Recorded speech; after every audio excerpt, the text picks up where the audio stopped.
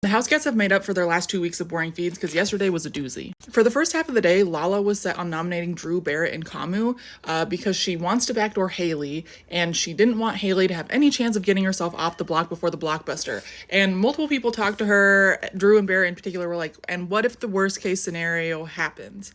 That Haley wins veto, she takes Kamu off the block, and then it's me and, Drew and Barrett on the block. Like, one of us is going home. She's like, you just have to have faith. Like, it'll be fine. That's never gonna happen. And it was really stressing everybody out. But eventually, she did come around to nominating Chuck, Haley, and Barrett, with Haley still being the target. After Lala nominated Chuck, he went to her room and was being so condescending. Like, he just kept telling her that she didn't understand the game and basically telling her that she was doing a stupid move and she didn't understand how to play and she was being manipulated, not realizing that, like, she just turned against him. So he just thinks that he's smarter than Lala, which he's not.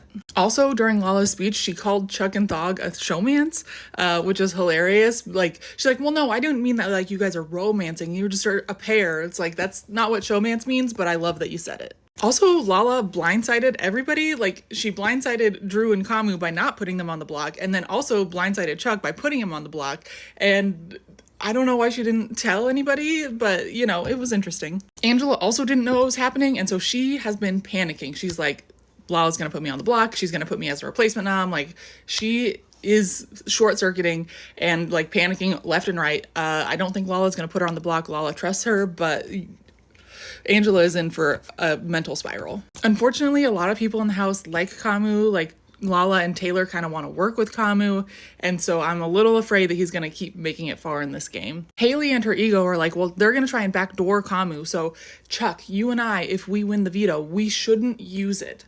We shouldn't use it so then they can't backdoor Kamu, and then we'll play against Barrett in the blockbuster and we'll win against him, and then they'll vote for us to stay.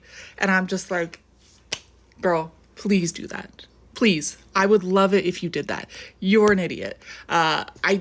I would be surprised if she held on to that entire, like, all the way until the veto ceremony, but I would love if she didn't use the veto on herself. Dee finally told Devins about her power, and he was like, thanks for telling me, and obviously that's a thing that you should use for yourself. And the last thing is that Mallory won the time capsule, and she got the Adam and Eve punishment, and she chose Melody to be tethered to her, which is not good strategic gameplay. Like, you should tether yourself to someone that you don't want to be able to talk to people alone, but she's not in danger this week, so she can do whatever she wants, I guess.